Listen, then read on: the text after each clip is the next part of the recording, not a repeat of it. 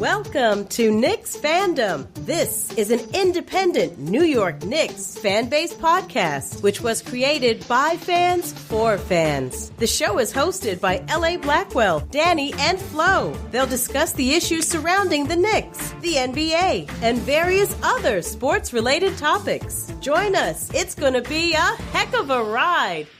Run this shit both legs broke. Word around town, they coming for my head, though. Funny thing about it, they don't know what's in my head, though. Oh, Knicksfandom episode 58, people. Having a little boxing mood, man. Just saw a Creed movie. I like the Creed 2. I like the better Creed 1. Y'all listen, let me know what y'all think. Also, the Deontay Wilder and Tyson Fury fight just took place. What you thought about that fight, Danny D? It was a good fight. You know what I'm saying? People who know ended in a draw and things like that. It is what it is. Wilder, you still retain the belt. Hey, it's still a W in my book. That's it. Got to take the belt from the champ. Lucked out with that one at the end, though. What you going to say about that there, Flo?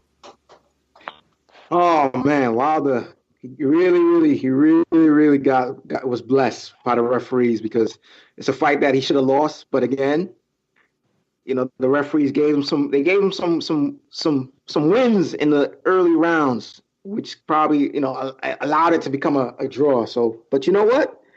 A rematch is in the works, hopefully in the future. Hopefully he'll take care of business. And then hopefully it'll add up to down the road that big payday he deserves against, the man, Anthony Joshua, who's got the rest of the belts. Yeah, he was calling him out at the end of that fight, too. I mean, if he could just stay in shape, man, with the looseness he showed Tyson Fury, that'd be something to see. I wouldn't mind seeing it again. This is Knicksfandom, episode 58 for our regular listeners. As always, I'm your host, LA Black. How you doing, Danny D, overall? I'm good, LA. What's going on, man? Doing well. Also glad you joined my fellow co-host, Flo. How you been doing, Flo? I'm good, but not.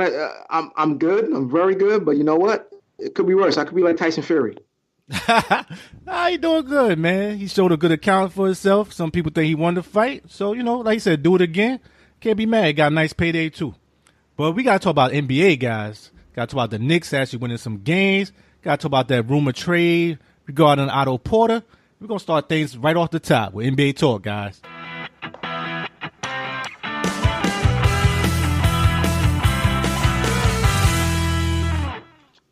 And we back. Got to talk about the Sacramento Kings are reportedly interested in Washington Wizards small forward Otto Porter, and they feel it's the right deal for them.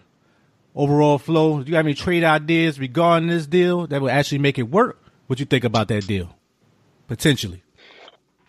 All right, LA, here's the deal I would do here. If I'm Sacramento and I'm Washington, it would be Otto Porter and his $26 million salary this year with the expiring contract of former Knick backup center Jason Smith, who's making $5.4 million, excuse me, to the Sacramento Kings for power forward Zach Randolph, shooting guard Iman Shumpert, and backup center Costa Kustov.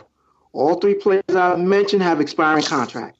Randolph is making $11 million, Shumpert is making $11 million, and Costa Kustov is making $8 million. Now, I did this on the NBA trade machine. It's a -2 on the Wizards end, but it's a +2 on the Sacramento Wizards end. So, gentlemen, what do you think about my trade proposal? Okay. But one question before you break down the proposal. Do you really think this is a good deal for the Wizards to even make? Even get rid of Porter. Even get rid of Porter. I think this is a fair trade for the Wizards to make because you're getting expiring contracts back. They can, definitely that will help them out because you got to remember, they got to move pieces. If you can't move John Wall's contract, then the best thing to do is to trade Porter and to trade Bradley Beal. Those contracts are a little bit more fair considering to John Wall's crazy contract he has that's coming up next year, not this season, but next year. So if you're the Wizards, I think you got to make this deal. It might not be fair in terms of talent-wise, but I think it's fair in terms of salary-wise. Okay, I see your point. What you think about this deal, Danny D? Thanks, Flo. Yeah, like you said, it really depends on what you want to do. Because the thing is, if you get rid of Otto Porter, he's supposed to be building the building blocks if you go with age-wise and things like that. Because if I'm the Wizards and things like that, I'm pushing hard to see who wants John Wall, who wants Bradley Beal, to see if I can get more of a fair deal of players back that can equivalent to something like a Bradley Beal if I can get somebody back. But if this would be one of my last case scenarios, is try to go back. If I can't deal John Wall or Bradley Beal, then I'm going Otto Porter, and then I'm going to go mess with the salary because it'll be attached with these because we're going to be over the luxury tax. And then I will go forth and try to do the deal with for Otto Porter. I agree. That's the main thing I've been thinking too. Because I mean, I get it, but it's like you really damaging your draft. You really saying you really picked the wrong guy to meet him. Because you put a lot of time behind this guy and gave him a big contract and actually matched it. So if that was the case, why even go through all that for him? And I don't know. But what you think about this deal, Danny D? If worst come to worst, would you make this deal? If, like I said, if the scenarios come through and I can't get rid of John Wall or Bradley Beal, I might have to just for the luxury tax to free up. But then the thing is, you're still stuck with John Wall and Bradley Beal. And then now you got to see, because you still need a big man because Dwight is gone. So now who's going to fill the void and how the chemistry is going to go? Because even though you're going to get rid of Otto Porter Jr., he still can score and still defend. And that's going to be a big mishap that you're going to need. Yeah, I agree. I got a counter deal. I want to see what you think about this, Flo. Because to me, that deal's an okay deal, but like you're not really getting no players going to go with you forward. So a deal I had that counter that would actually work would be trading Otto Porter Jr. for Iman Shumpert, Willie CauleyStein, and Jackson. And, I think Justin Jackson, I should say. I think that deal, at least with Willie CauleyStein, he actually putting up numbers. He actually is playing really well, 14 points, 8 boards, 2 assists. You actually getting something back to show.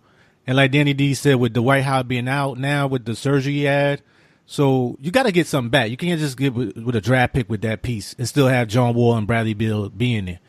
At least with this guy, he actually could fit in there. He could actually roll to the basket with Wall. I mean, you can't give up everything, without getting him something. Not to say Otto Porter is so great, but I got to get something back to show for him. What do you think about that deal counter to one you gave on Flo? LA, I actually agree. I think that's a better deal than what I proposed. It's actually a better deal because, like you said before, the Wizards are getting something back in value. My only concern I have is Vlade Divac is giving up on Justin Jackson. That's the question I'm asking in the back of my head. Is he willing to give up on Justin Jackson and take Otto Porter instead? That's the thing I'm wondering. No, I hear you. What you think about Danny D? Yeah, that's the thing. Because I thought he's going to give him more time to play and see what's going on. Because he's okay if you give him the things like that, a jump shooter, and give him the time and to develop and things like that. But I don't, because the same thing with Sacramento, I don't know. They're years away from making the playoffs, so I don't know why he's going to give up now. But understandable. Yeah. Go ahead, Flo. No, I was going to say, LA. D mentioned Sacramento is only a couple years away from playoffs, but don't say that to Vlade Divac. He thinks they can make the playoffs this year. Yeah. I don't know about this year. They look good this year. And the thing is, honestly, I wouldn't do this deal if I'm Sacramento. I like Willie CauleyStein. He's playing well for them. The only thing he's not is mixing real well. And then with the draft pick they got in Bagley, they've been struggling trying to play and coincide with each other on the court. But I actually like the combination with them and De'Aaron Fox. De'Aaron Fox playing very well this year. So I wouldn't touch it right now. Not to bring Otto Porter Jr. I don't think he's that great to want to break that up. I know Willie CauleyStein you're going to have to pay next year, but it's worth it with the way this guy's playing right now. Take a chance on your own people that you're building. And the same thing with the Wizards. I'm still going to try to move the other two guys first. I'm not really going to try to go to Porter if I still got Wall and Beal. It kind of defeats the whole purpose. That thing is broken. I don't think a little patchwork here or there is going to help that team. That team need to be really broken down. That's the bottom line.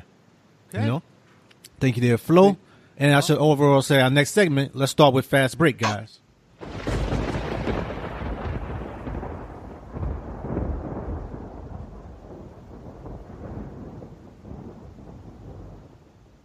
And for Fast Break, a familiar name we talked about in previous shows, Kyle Korver was traded from the Cleveland Cavaliers to the Utah Jazz for shooting guard Alex Burks, a 2020 and a 2021 second-round draft picks. What are your thoughts about this deal? Starting with you, Danny D. Oh, for Kyle Korver, it's a great deal. He gets the hell out of Cleveland. J.R. Smith, like, where's my ticket, man? I want next. He said, man, I thought it was a two-way deal. You sure? There's like, no, JR. It only said Kyle Korver player. so great. So he reunites. He goes back to Utah, and definitely Utah needs it with the jump shooting and things like that because they're real stagnant right now. Offense. I don't know how much he's going to give Utah. Like he's a difference maker because he hit the open jumper. And for Alex Burks and those guys, man, he's screwed, man. Man, I hate it. I tell you right now, you do not want to. You want to be leaving Cleveland, not going to Cleveland. Like you know what I'm saying? Like if it was the fire, you want to be. You want to run away from the fire. You don't want to go to the burning building. I feel bad for Alex Burks, man. Good luck, bro. Good luck, because you're gonna need it. I know J.R. Smith looking like Will Smith in that last episode of what's his name? In that last episode, Fresh Prince of Bel-Air, man. Last one standing. Him and Tristan. Think about it, Flo. I mean, the good thing about it, Kyle Korver going to Utah. Remember, he played with Utah from 2007 to 2010. Also, Utah is the city where he met his wife. So I think it's a good move for him, overall. And like Dee mentioned, Utah needs some shooting. They're struggling shooting the basketball. They need some three-point shooting.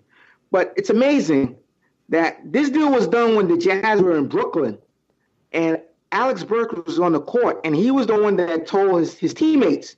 And his teammates were a little bit shocked, like, wait a minute, what? Like, you got traded. Like, what? So it caught his teammates off guard with this deal. Alex Burks is beloved in the Jazz locker room. His teammates love him. They really do. But again, it's a good deal for the Jazz. They get a three-point shooter, Kyle Korver. For the Cavaliers, you get an expiring contract in Alex Burks. Hopefully he'll get some more playing time. And maybe he'll get a decent contract when the season's over. I hear where both of y'all are coming from. And I felt the same way until I actually looked at the numbers and thought about it a little bit more. At first, I was like, okay, Kyle Korver, proven three-point shooter, one of the best ever did it. That's fine. But I looked at Utah. Utah's not doing well right now. And I don't know how much Kyle Korver really going to help this team, to be honest with you. And then I looked at the numbers. Kyle Korver is, okay, he's on a losing team. He ain't getting that much minutes. I get it. But when you break it down, you're averaging 7.2 points per game, 1.8 rebound, I believe. Alex Burks averaging 9 points per game, 2 rebounds per game. And the big thing, Alex Burks is 27 years old. Kyle Korver is 37. Kyle Korver ain't never been no great defender. Alex Burks is a better defender than Kyle Korver to me. And also the other thing is, which I really made me not like the deal, Kyle Korver had 2 years left. And at $7.5 million, Alex Burks had 1 year at $11 million.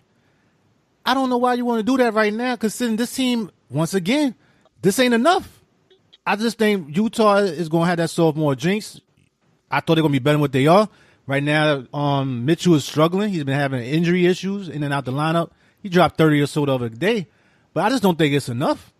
And I'm not going to take on this 2 years when I got 1 year and this guy come off the books. Especially I'm trying to move favors. I think you have to end up moving favors. I keep saying that. I don't think it's good for him and Gobert. I'd rather have that cap space in a year or so to make another move potentially instead of just keeping Korver. I don't know how much he's going to help this team, even with his shooting. I don't think you're going to keep him out there on that floor with his defense. What do you think about that, Danny D? Yeah, the defense-wise and things like that. But the thing is, I don't even think Burke was kind of hurt too. So that's the thing. It's like a hurt for somebody who was playing. Yeah, with the age-wise and things like that. But the thing is, you're just counting on Kyle Korver not to defend. You just need some open threes. That's it, to hit open, knockdown shots. But I understand defensive-wise, yeah, he's horrible. But to see how much help, like I said, to see how much help, it's not going to be a lot of help and things like that. But the thing is, I was saying for the deal for Alex Burks, you're going to Cleveland. Nobody wants to go there, man. Thankfully, he got 1 year left. That's the best. Yeah, that's what I'm saying. Yeah, that's right. Yeah, that's what I'm saying. You're going to Cleveland, man. Nah. What you think about that, Flo? Nah, LA, you hit it right on the head, man. As you did a little bit more digging in terms of looking at the numbers and looking at the age, you're 100% correct on this. It doesn't, when you look at this trade, it doesn't really move the needle. But again, the Jazz had to make this deal to improve the team. They sacrificed defense for offense. They need some more firepower. When you look at the numbers, like Ellie, like you mentioned before, it's still not enough. You're right, it's not enough. And we talked about Derek Favors. We talked about the Jazz needing to move Derek Favors last season. We said it also in the first season Knicksfandom. We keep saying that over and over again, like a broken record. We know that. But for some reason, the GM, Dennis Lindsey, the Jazz, for some reason, he's hesitant to pull the trigger and moving Derek Favors. Not too sure why. Yeah, time will tell. Go ahead, Philip. No, I said time. No, I would say time will tell. Like you said, L, you hit around the head. This trade is not enough. But again, I guess they felt like they had to make a move and shake up the team a little bit. No, I get it. You got to get a little spark to them, but I just think at the end of the day it's going to be not enough. I don't think it's going to help them where they really think it should. I could be wrong. Honestly, I thought two teams that should have jumped in on this after seeing his price tag was this small, with just basically 2-round picks and somebody that could match the salary, was basically, I thought Philadelphia. Once again, they still need more shooting. And Jimmy Butler is nice, but I think you still could have used somebody else like his ability. I really do. And because they have no bench. They have no bench to me. And also, I thought the Pistons really should have jumped in on this deal. Because Blake Griffin, as much as I talk bad about him, he must have heard them clips, boy. Because he's trying to make me look bad. Thanks a lot, man. Thanks a lot. But I still say, I never said Blake couldn't play. I just said come playoff time, this guy is not going to be there. And I still say that. Not to put no whammy on nobody, but we'll just see what happens come playoff time. But he's playing MVP right now. Playing very well. I can't take that from him. And also, the walking double-double, Andre Drummond. He's playing tremendous to me. You got these two dudes that's busting their tail every night, playing well, and they got no shooters out there with them. Put a shooter out with this guy, with these guys killing inside and Blake Griffin hitting threes and stuff. Him on the wing would have been beautiful to me. I thought you should have tried to make a deal for him. And you easily could have traded John Luer or somebody like that for him that you could have matched salary cap and gave 2 picks. I thought that would have helped do a lot more for them than versus Utah to me. I don't know. Maybe they didn't want to trade him in the East. I don't know. But if I was a Piston, I'd have tried to jump on that. I thought they really need shooting very badly.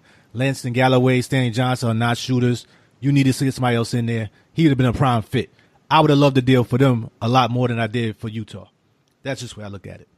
But as you just say, it's flow, time will tell. But thank you there, fellas, regarding that segment, Fast Break. And I want to jump right into open court, guys.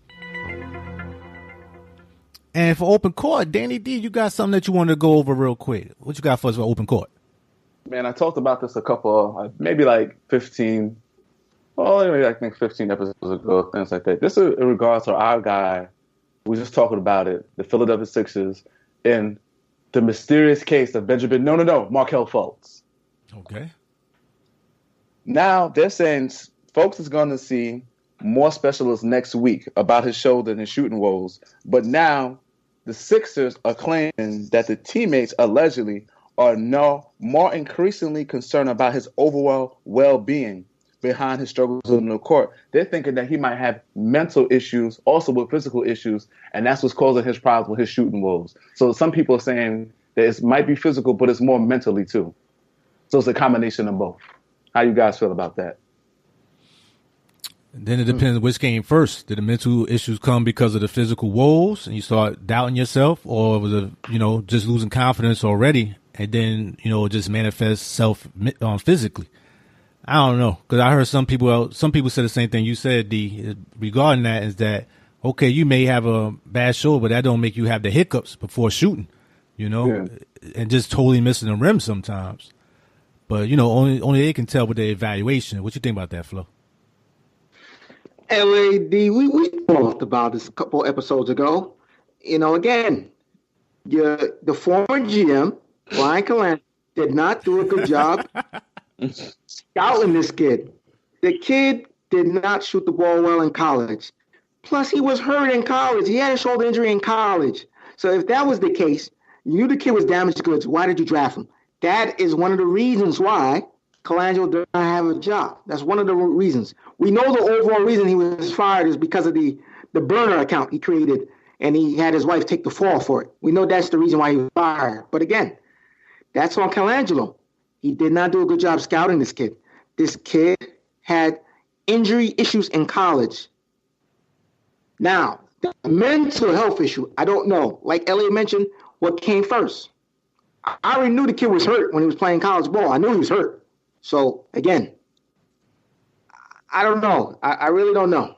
I don't know what this kid needs. I don't know if he needs to see psychiatrists. I don't know if this kid, I don't know. It really depends on who is he surrounded, who has Markelle Fultz surrounded himself with? Who is on his team? Is he surrounded by his parents? Is he surrounded by legal guardians? I mean, who's with him all the time that spends a lot of time with him? I don't know. I really don't know. And it's really a shame. It's really a shame because, again, we know when we saw him in college, we saw that he was a good prospect, a number one pick, a guy that was supposed to be able to, to get busy in the NBA, but that hasn't happened right now. So, No, I hear you. And then there's rumors, allegations that he hurt himself in a motorcycle accident as well before the season started. So that probably aggravated the shoulder injury that you spoke about recently there, Flo. So I don't know. And the bad part, the worst part to me about all this was a self-inflicted problem. I mean, you feel bad for the kid. You don't want that to happen to somebody like that and they just starting their career.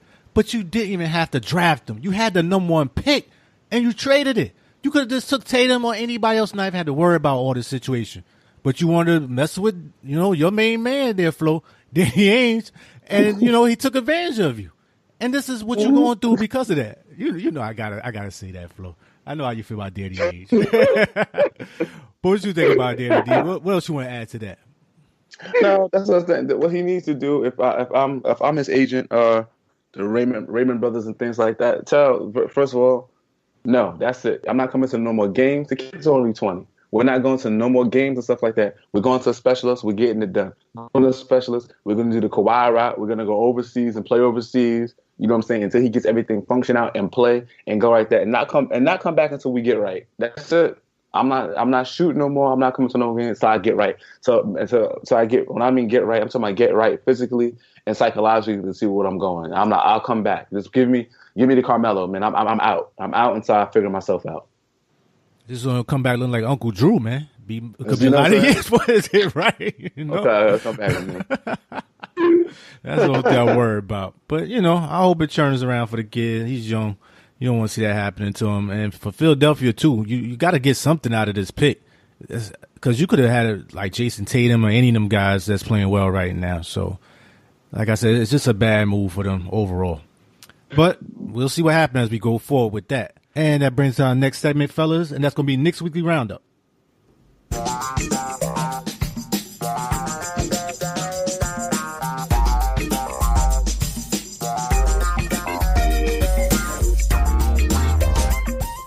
And the Knicks recently won 2 out of the last 4 games. And, they look good in that last game there, guys. They showed a lot of heart against the Bucks. We're going to talk about that game and the other 3 games as well. But let's start things off with the first game regarding the Memphis Grizzlies, in which the Knicks won 103-98. That was Uncle Fizz making his comeback against the Memphis. Let's start us off there, Flo. What you thought about that game? Great win. Let me put out some numbers real quick where the Knicks dominated. Turnovers were even at 7 apiece. Rebounding, 56-41. And the free throw disparity. The Knicks went to the line 32 times. They made 27 free throws for 84%. The Grizzlies went to the line 19 times. They made 11, which is 60%. Again, that third quarter, Enes Kanter took over, got busy. Especially near the end of the third quarter, the Knicks went on a 19-3 run. Kanter, 21 points, 9 of 16 from the field. 0 of 1 from 3, 3 of 6 from the foul line. 26 rebounds, 3 assists, 2 turnovers, and a +9 in 40 minutes. Hardaway Jr., 13 points in that third quarter. Overall, 22 points, 6 of 16 from the field, 3 of 7 from 3, 7 of 7 from the foul line, 2 assists, 0 turnovers, 1 rebound, a +12 in 38 minutes. And the emergence of Emmanuel Mudiay, 17 points, 5 of 12 from the field, 2 of 4 from 3, 5 of 5 from the foul line, 2 rebounds, 4 assists, 1 turnover, 1 steal, a block, and a +5 in 23 minutes. And gentlemen, I don't know if you remember, Moody had a big dunk in that game near the end. I don't know if you guys remember that. Oh, yeah. Over Garrett Temple. Oh, yeah, man. Oh, yeah. Oh, yeah. It's a good win for the Knicks, man. Well-deserved.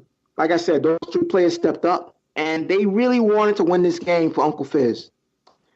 Especially in that first half. They looked terrible. They looked terrible in the first half. Yeah, they did. But they came back strong in the third quarter. And that's a big thing with the Knicks. They have been struggling in third quarters a lot of time. Had 35-19 run, which was good. And like I said, this is a game they had to win to me. This was a must win because this was an indictment how you felt about your coach. And, big props to Cantor. He put on his big boy pants. I know he didn't like how Uncle Fizz treated him and put him to the bench, but he showed out. 21 points, like you said, 26 rebounds. Ain't much more you can ask that guy to do. And, Autumn, at the end of the game, you saw that they were saying this game was Uncle Fizz for Coach Fizdale. And that's showing you that people are buying into him, which you didn't see last year with Hornets at. I don't think none of these players would have stepped up for him like that, returning to Phoenix or anywhere else he coached. And that's a big indictment. You want character. You want people to have some fight in them. And that was what they want to see. What you want to know about that, Danny D? No, that's what I said. They play for him. Not rebounding those guys. Those box not playing hard. Also, the fast break points. There's nothing I can say. It was a good win. A good win. As long as they come out with a W and they show Uncle Phil's that they want to play for him. And that's excellent. That's how we have to do it. They play well hard out there, and that's good. Big third quarter, and we needed that. Definitely. But like the Knicks always do, they're a yo-yo team. And with a big win, they had a big loss. They lost 108 to 115 to the Pistons. What you thought about this downside of a game for the Knicks there, Danny D? Man, I don't know what was going on, man. I don't know. Blake Griffin must have heard the podcast before the game started. He come out there dropping 30. Stanley Johnson, this dude can't hold beeswax. He had 21. Reggie Jackson. I'm like, I don't even know Reggie Jackson had 21. I was just, I don't know. We shot horrible. We shot in the first half. We shot 15 of 50 in the first half, and we're down by 16. In the second quarter. And the thing is, we can't do that. As we come out one game hot and things like that, and then we come out last day to come out there and play. You can't. And overall, just a lot of people didn't play. A lot of people didn't play well. Moutier with 9 points and things like that. And overall, we just, when you get down, it's hard to play catch up. And then you throw in people like Damian Johnson and things like that to see if we can get a spark. But these are the guys. The only problem I have with Fizdale, if you're going to stay, please stick with a hard rotation that we can go. Don't have somebody don't play 2 or 3 games and expect them to come off the bench to be a spark. They need to have the fluid of the game to be in this system to play. And that's the only time I have for Fizdale sometimes with his rotations. Yeah, you hit on the head with that. And like I said, Damian Dotson need to get more playing time, like I said previously. Got to get him in there. He's playing well. His efficiency is something. I'm ready to talk about that later in the show, too. Like, he showed up 17 points. But like you were saying, even Andre Drummond didn't kill him. He only had 14 rebounds, 6 points. You're supposed to be more dominant inside with that. But, can't say it went double-double as always. But it just didn't show that spunk like you really thought they would in that next game. What you add to that, Flo? Yeah, no, you guys hit on the head. Well, Dotson had a great game, and Cantor. Those are only 2 Knicks players that showed up. Dotson, like you mentioned, 3 of 3 from 3, 6 of 8 from the field overall. He was a +5 in 23 minutes. Cantor, like you mentioned, LA, 16 points, 8 of 16 from the field.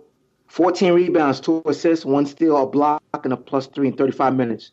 He definitely showed up with Dotson. Those 2 guys did show up, But again, the Knicks at one point, I think they had a 15-8 lead, and then Dwayne Casey, coach of the Pistons, called a timeout, and Pistons made their run, and they just dominated throughout the rest of the game, from the first quarter on to the rest of the other quarters, But again, like D mentioned, Knicks did not shoot the ball well. They shot 40% in the game, 36 of 91. Pistons shot 48%, 38 of 80. Who showed up for the Pistons? You guys mentioned it. I'll say it one more time. Stanley Johnson, 21 points, 7 of 9 from the field, 2 of 3 from 3, 5 of 8 from the foul line, 4 rebounds, 2 assists, 0 turnovers, 3 blocks, and a +8 in 27 minutes. And backup point guard Ish Smith, 9 points, 4 of 9 from the field, 1 of 3 from 3, 3 rebounds, 7 assists, 2 turnovers, but a +14 in 21 minutes. And remember, Drummond didn't have a great game. I still think Cantor should have gotten more touches inside, because Drummond did not have a great game at all. Also, Knicks only went to the foul line 32 times. The Pistons went to the foul line 45 times. You can't expect to win basketball games like that. You really can't. Nope, definitely cannot. But, I take the heat for that. Blake Griffin heard that podcast and got hyped up. Stan Johnson, I like that guy. I expect him to play well. But I just knew the Knicks was going to show up for the next game after they heard that podcast episode. They must have didn't listen to that one. Because, man, this will be a guaranteed win. And, they did not show up at all. Threw up another stinker, 91 to 117. I got to let you have the floor first, Flo. Talk about it. Philadelphia, you said this was a guaranteed win by the Knicks. The Knicks had to show up, and they showed out in a bad way. Let them have it, Flo. Oh, boy. I can't believe it, man. J.J. Redick got busy. 24 points in 26 minutes. 10 of 14 from the field. 4 of 6 from 3. And plus 26. And L.A., your boy, Joel Embiid, 26 points in 30 minutes. A plus 25. 10 of 21 from the field. 6 of 8 from the foul line. 0 of 3 from 3, but he had 14 rebounds, 7 assists, 1 turnover, and 1 steal with a block. MVP Only numbers, person man. I showed up for the Knicks game. That's MVP type numbers, man. No, definitely. No, he's playing like MVP candidate. Definitely. But again, only person that showed up for the Knicks, Damian Dotson, once again. 16 points, 6 of 11 from the field, 2 of 6 from 3, 4 rebounds, 3 assists, a block, and a plus 5 in 23 minutes. Overall, man, the only thing the Knicks did right in this game, turnovers and the free throws. They went to the line 22 times, where the Sixers went to the line 16 times. Sixers went 11 for 16, shooting 69%. The Knicks was 21 for 23 at the foul line for 96%. And the turnovers, Knicks had 13, Sixers had 16. Other than that, lopsided game. Knicks never showed up. It was an embarrassment. I thought this was an automatic W, but again, the Knicks had no answers for Embiid and Embiid and Redick. No answers whatsoever. Those two guys killed the Knicks overall. And you even have Jimmy Butler didn't even get busy. 7 points? 8 points for Winston Chandler? Come on, y'all can't show up better than that. That's horrible, man. That was horrible. Only other dude that played well was Hazonia. He had 17. I mean, but other than that, like you said, Flo, nobody else really did anything. And it started from the very beginning, 41 to 27 right off the bat. Come on, man. Add to that, Danny D, please. No, add to it, man. If I was looking at this game and I was like, if the Knicks take another damn 3, I'm turning off this damn TV.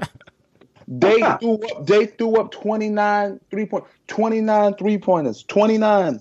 They only hit 6. That's why I said you can't live and die by the 3. Frustration wasn't the key. So let's see who took threes. Moutier took 3 threes, didn't hit any. Vonleh threw up 1 3, didn't hit any.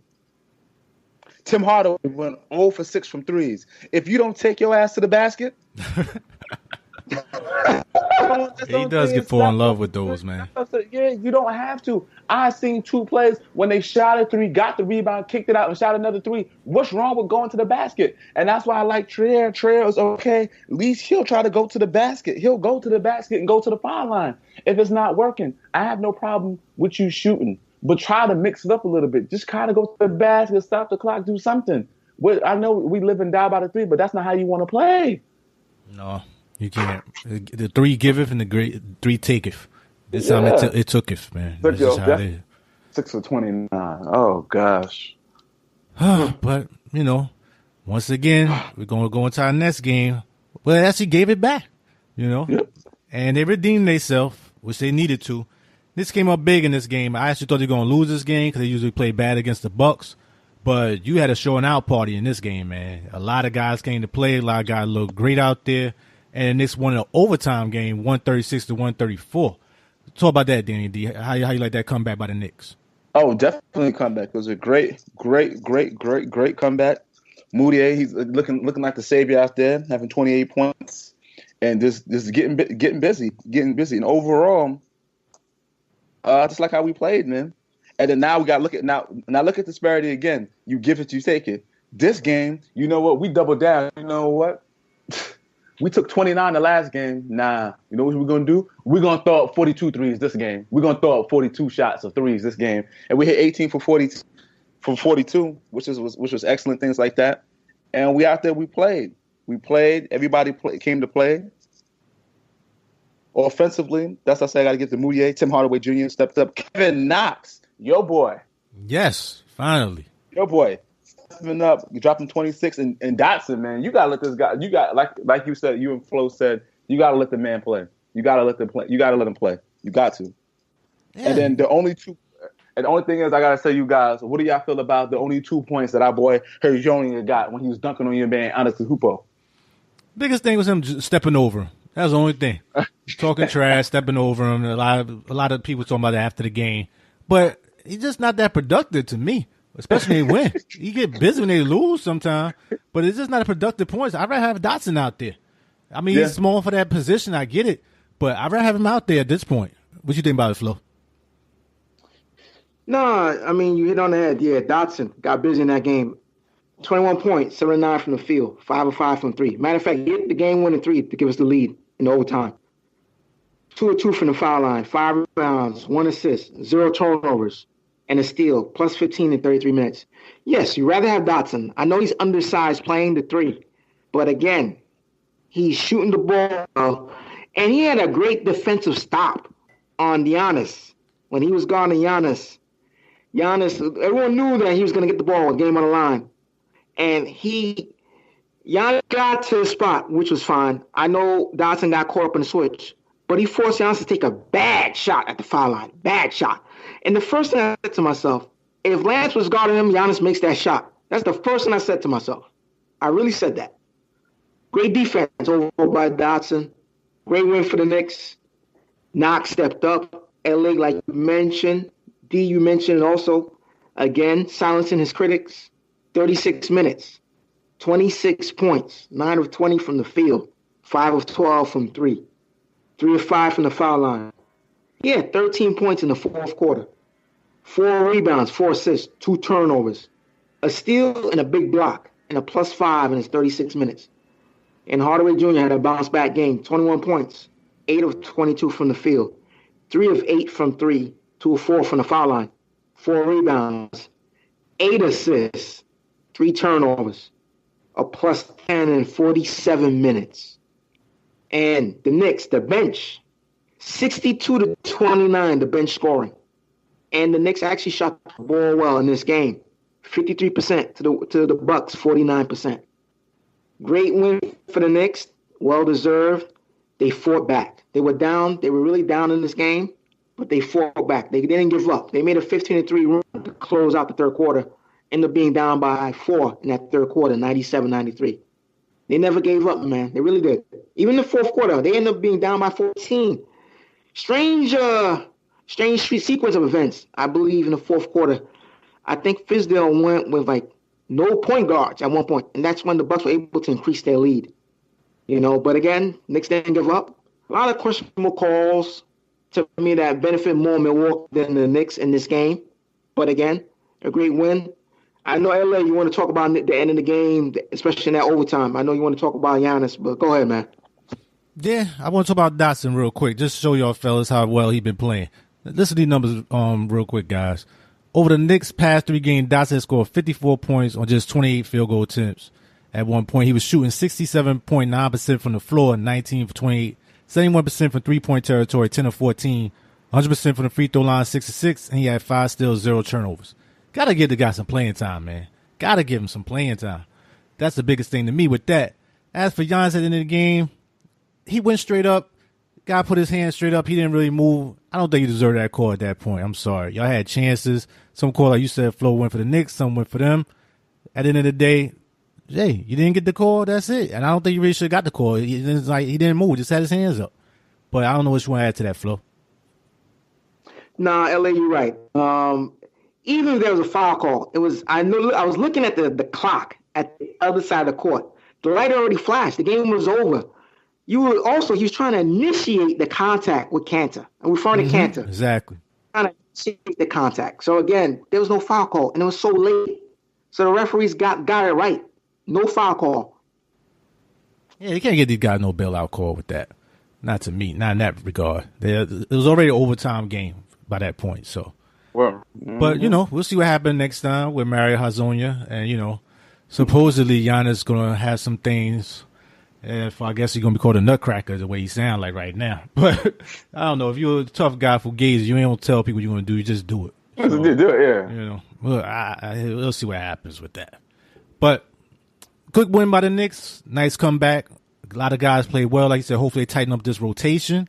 And they'll take it from there. And as we finish our Knicks Weekly Roundup, I want to talk about the upcoming games for the Knicks, guys, and see what your thoughts are regarding these upcoming games. With the Knicks, they're going to play the Wizards, the Boston Celtics, the Nets, and then the Hornets. How you think going to do these upcoming 4 games, guys? Starting with you, Flo.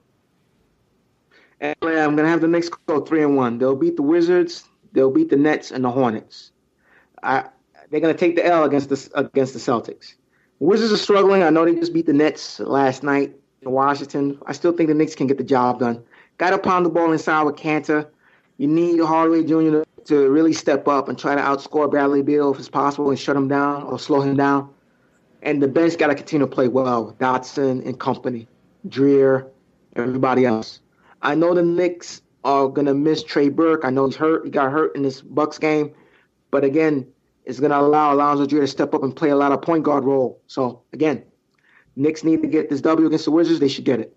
The Nets, again, are arch rivals. I expect a W. I know we got the Celtics in between the Wizards and the Nets game. I'll take the L. I'm not expecting to beat the Celtics. I know we're going back in Boston. We beat them the last time. Maybe the Knicks surprise me and get a win, but you know what? Just take the L.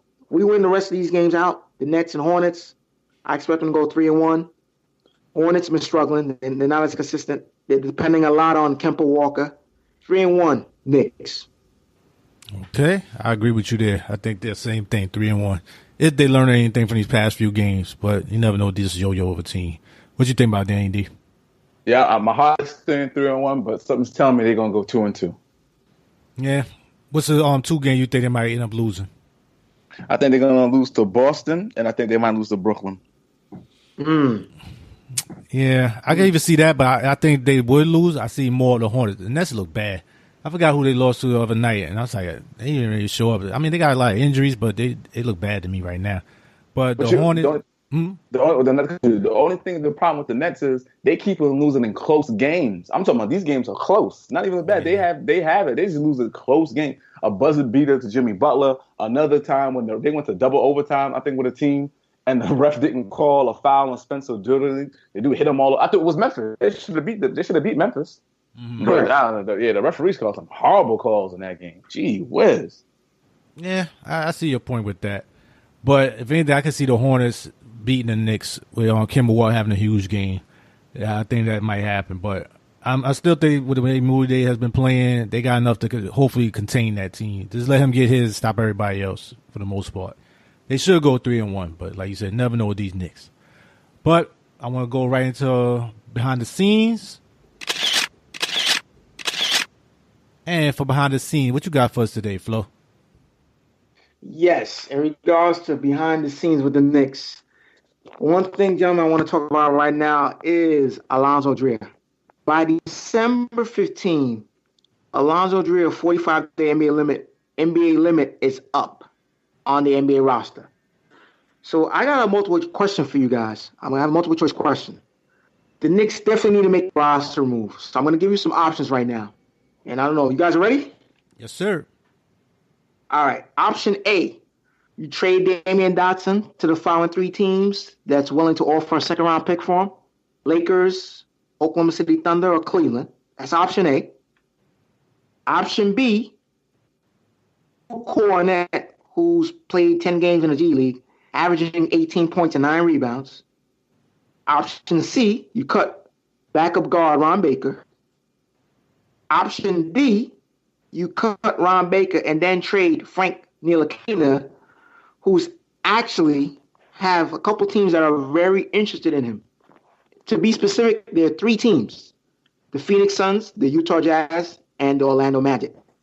Matter of fact, the Orlando Magic sent their scouts to go watch Frank play a couple games the last couple weeks. I got some trade offers here, and then also I'll give you option E. So let me give you the trade options here real quick, the trade offers. You could trade Frank to the Phoenix Suns for backup shooting guard Troy Daniels' expiring contract and a first-round pick, or to the Utah Jazz for backup shooting guard who's a great defensive specialist, former Oklahoma City Thunder, Thabo Sefolosha, expiring contract, and a first-round pick, or you trade him to Orlando Magic's for former Knick backup point guard Jerian Grant, expiring contract, and a first-round pick.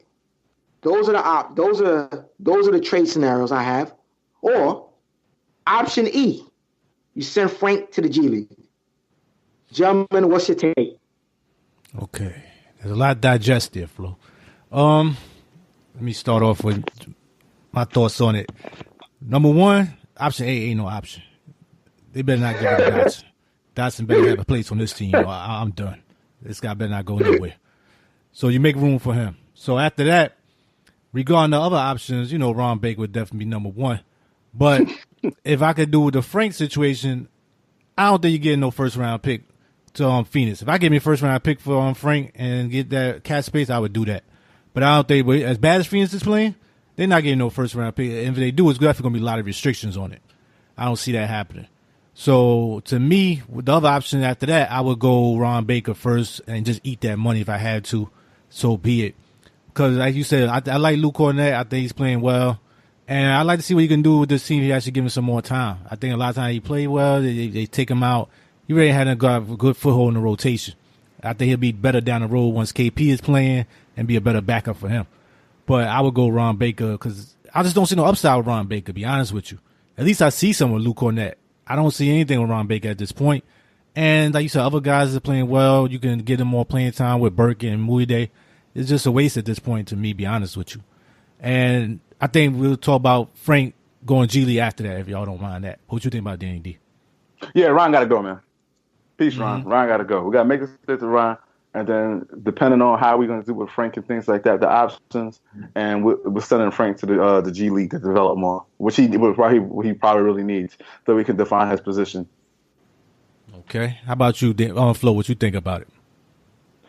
I like option D, which is cut Ron Baker, but then trade Frank. Look, like I said, these three teams are really interested in Frank. And LA, D, listen. You're looking at the Phoenix Suns, they're looking for a point guard. They're so desperate for a point guard. So you know what? That's not a bad trade. I kind of agree. I'm not sure any of these teams would offer a first-round pick. Maybe Orlando at best. With the Magic, you got Steve Clifford, who was fired from the Charlotte Hornets, got hired by the Magic.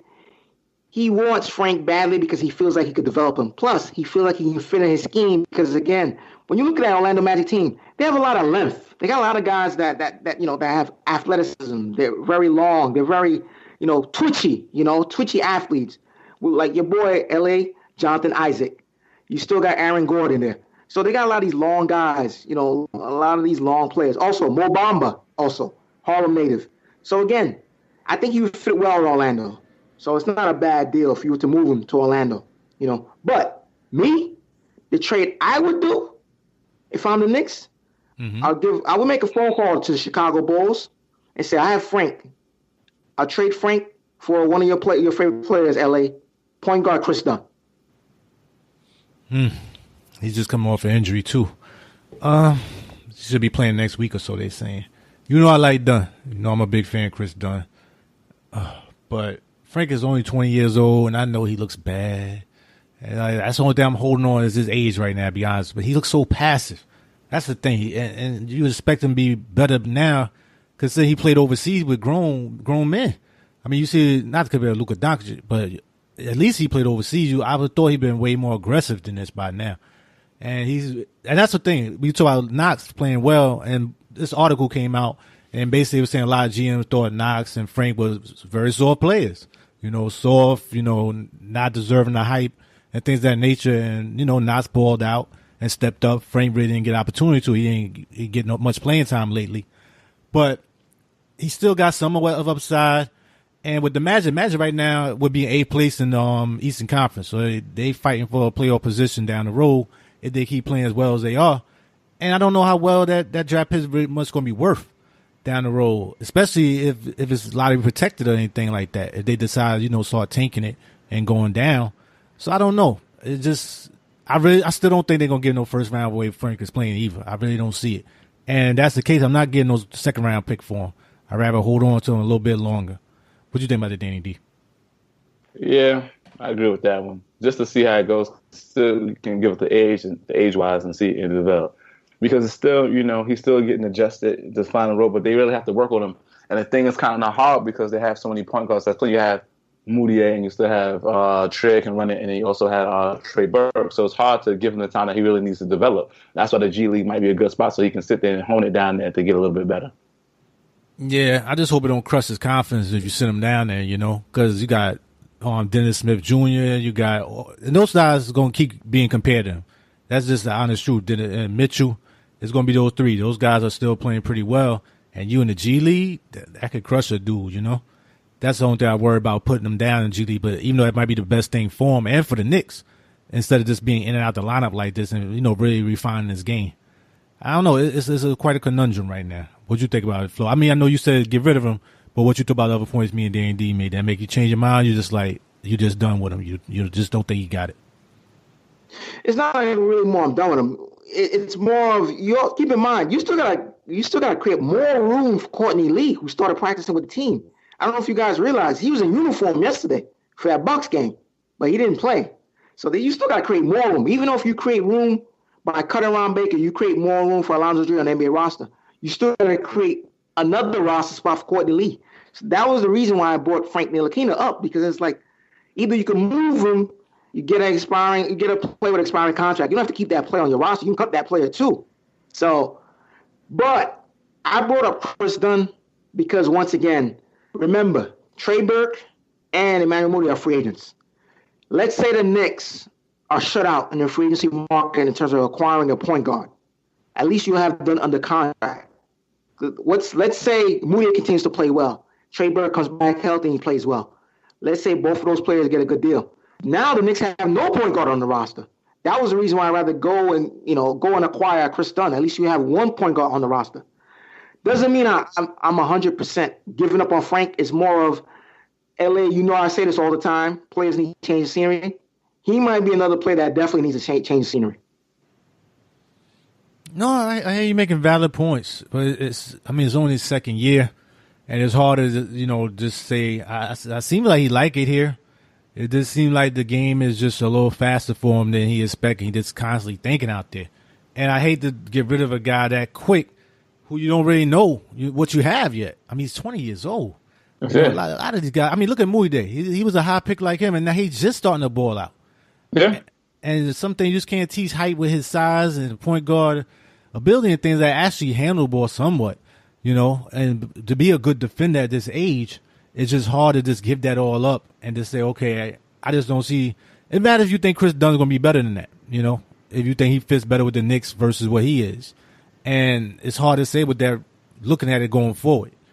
I don't know. I think you still got to give a little time first and maybe put him in the G League for a little bit, see if he refine his game and then come back up and then see what you have. But either way, he going to have to pick it up. Because like you said, if he doesn't, this ain't going to be the last trade rumors you're going to hear. And you're going to have to make a move one way or the other. Like you said, Flo, you got to open up spots. And Courtney Lee, you got to put him out there because you want him to be traded. But people got to see if he's healthy. And you got to get rid of that contract. So you got to get him some playing time as well. This got a dilemma, guys. They got a dilemma going forward. Okay, so that just put us in. Any other topic you have regarding behind the scenes there, Flo? Yes, LA. I just want to say the Westchester Knicks defeated the Greensboro Swarm 110-99 at the Fieldhouse. Power forward Isaiah Hicks dropped 24 points, 12 of 18 from the field, 0 of 2 from 3, 13 rebounds, 2 assists, 1 turnover, a steal and a block, and a plus 12 in 37 minutes. Shooting guard Billy Garrett, 25 points, 11 of 18 from the field, 1 of 2 from 3, 2 of 2 from the foul line, 2 rebounds, 2 assists, 2 turnovers, 2 steals, plus 9 in 38 minutes. And the starting point guard for the Knicks as of right now for the Westchester Knicks, Kadeem Allen, 14 points, 6-11 from the field, 0 of 3 from 3, 2 of 3 from the foul line, 8 rebounds, 11 assists, 3 turnovers, a steal, and a plus 6 in 29 minutes. Right now, the Westchester Knicks have won 5 in a row. Overall, they're 10-3, second place in the Eastern Conference, 5-2 at home, 5-1 on the road. The only reason why they dropped from first to second is because they played more games than the Long Island Nets. The Long Island Nets are in first place currently. They're 7-2. So again, let's go Westchester Knicks right now. Second place. They just got to keep on winning like they've been doing. 5 in a row. Let's keep it going, gentlemen. Yes, sir. Thank you there, Flo. Good wins by the Knicks. Like I said, they keep playing well in the G League. Only thing I'd like to see Isaiah Hicks transition that into the regular NBA when he comes up next time. He seems to struggle when they bring him to the top tier. He doesn't really translate as well. That's a guy I'm really keeping an eye on. Want to add anything to that, Danny D? Yeah, let's see if he can do it. Yeah, because he came up here, he wasn't playing too well. Let's see if it's transitions when he comes up here, though. Definitely. Yeah, that's what I'm looking at. But thank you, dear Flo. Informative as always. And which our final segment of today's show, which will be Hot Topic. And for Hot Topic today, guys, we got Kawhi Leonard recently signed a sneaker deal with New Balance, which is basically hasn't really been known for NBA shoes since the James Worthy and the incident they had with that regarding James Worthy, and it was actually a prostitute and everything of that nature. If you go back and look, kind of hurt their interest in the NBA game, and most guys end up signing with Adidas, Nike, and Reebok at that time afterwards. But this is their big forte back into basketball, and I just want to give it a little brief segment regarding that. Basically, Kawhi Leonard, as we all know, he was back with the Jordan brand and had a kind of a fallout with him, basically. They really couldn't find out where they wanted to go contract-wise. So basically, he had a fallout with the Jordan brand. Contract negotiation broke down. And the Jordan brand doesn't really pay any of the athletes more than $10 million per year. But recently signed Russell Westbrook to a 10-year deal that reported most lucrative shoe deal in Jordan brand history. LeBron James pays more than $20 million annually as part of his lifetime contract. Kevin Durant also makes about $20 million sneaker money from Nike as well. And then you have Stephen Curry and guys like that also has with Under Armour, James Harden, they make about $15 million. So there's a lot of money to be made in the sneaker world. So basically, this is where we're coming at with this topic. But the big thing is Kawhi Leonard was coming back off an injury, and he wanted his name back out there, which is why he basically wanted to be out of there from the Spurs. The deal basically broke down with New Balance. It stated offered significantly more than $5 million per season, amount that would put Leonard among the top 15 shoe endorsement deal earners in the league. It's unclear if he will have signature shoe, but he will be the highest profile player within New Balance roster. What do you think about this move, starting with you, Flo? LA, congratulations to Kawhi Leonard. This is only just the beginning. Hopefully, he'll get his big money NBA contract with either the Toronto Raptors or another NBA team. So congratulations to him. But the one thing that really bothers me in a way is that New Balance took a risk in going after Kawhi. They went after a lot of NBA players, and they all turned them down. But Kawhi is not really known as a social media savvy guy. So I don't know how it's gonna work out for him. That's the only thing that bothers me in a way. I'm happy he's getting his money, but in terms of the age of social media, he doesn't seem like he'll fit in well. Yeah. But, it's more about marketing right now. They're really trying to change their name brand from the older shoe for older generation, basically a walking shoe and, track shoe type of thing. And this is a guy that might help them do that. I'm just, playing devil advocate from their perspective. What do you think about that, Danny D? Oh, yeah. Definitely for Kawhi, that says congratulations, Kawhi, and things like that. I can see where Kawhi is going because he can be he doesn't have to, with the Jordan brand, he doesn't have to fight with Oklahoma, with Russell Westbrook, and he goes to a sneaker deal with everything is going to be focused on him. So the marketing and stuff like that, even though he doesn't talk and things like that, that won't be his job. That's New Balance's job to figure out. Because now he's under them, and they're going to try their best to try to get them sneakers out there, or just be the face and the ambassador for New Balance. Yeah, that's true. And that's part of their 1-2 punch. Because like we talked about in a previous episode, they recently signed Darius Baisley, who's a potential first-round pick of the company, and they also hired him as an intern as he awaits to become draft eligible, most likely, I believe, in the next upcoming season or so. So this is basically a rebranding of their whole collection as an overall. And New Balance, shockingly, when I did some more little research on them, they're making a lot of money, guys. A lot of money going forward. And just real quick, I want to go over it.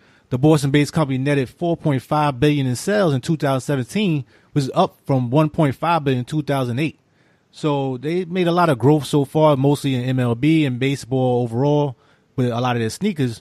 So this is them just trying to spread their marketing ability, trying to get more customers to come into that brand, overall looking at it. And as we all know, basketball shoes are one of the most highly profitable shoes you can get when it comes to sneaker wear. So I see where they're going. Like you stated there, Flo, I'm not sure how well Kawhi's going to be. I just hope he ain't laughing in that commercial. I don't know about that overall. That's going to sell for that team. That's a little creepy laugh right there. So, but, good job for Kawhi making that money as he try to move forward. Only time will tell if the customer actually follow him. And right now he looks real good with Toronto, so it's not bad. He's on the upside overall looking at it. What else you want to add there, Flo? No, I mean they're taking that risk, like you said, LA. They're trying to re-enter the basketball market. They're selling sneakers in terms of the Major League Baseball. Right now, this is a big risk for both parties. Kawhi is definitely making the money with this deal, but again, he's considered the new face of New Balance right now. It's a big risk, and New Balance is taking that big risk, investing in Kawhi, especially a guy who's not really on social media a lot. So again, hopefully it becomes a win-win for both parties. Yep. The customer will ultimately tell you if it was the right move or not. Anything else you want to add there, Danny D? Yeah, that's true. Yep. Only thing. Just keep it reasonable, make the shoes look good, and hopefully people will buy them. That's it. Y'all will be the judge. To our closing remarks for today's show. What you got for closing remarks for today, Flo? LA, I want to thank both of you gentlemen to be allowing me part of this great show. I want to thank all the listeners, old and new. Please tell a friend. Leave a positive review. We're all over the place. We're on iTunes. We're on Spreaker. We're on Spotify. We're on YouTube. Thank you so much, gentlemen. I appreciate it. Thank you, Flo, as always. Much appreciated. How about you, Danny D? What you got for closing remarks? Man, keep on spreading the love and things like that. Keep on liking, spreading the news. Appreciate it, guys. Thank you, Danny D, as always. Much appreciated, guys. Couldn't do without y'all. And shout out to the listeners. Y'all gave us a nice little bump last episode. Keep it going, man. Keep telling people about the show. Keep spreading it. We appreciate it as always. Subscribe. iTunes, Apple, YouTube. And we'll be here for the next one. See ya.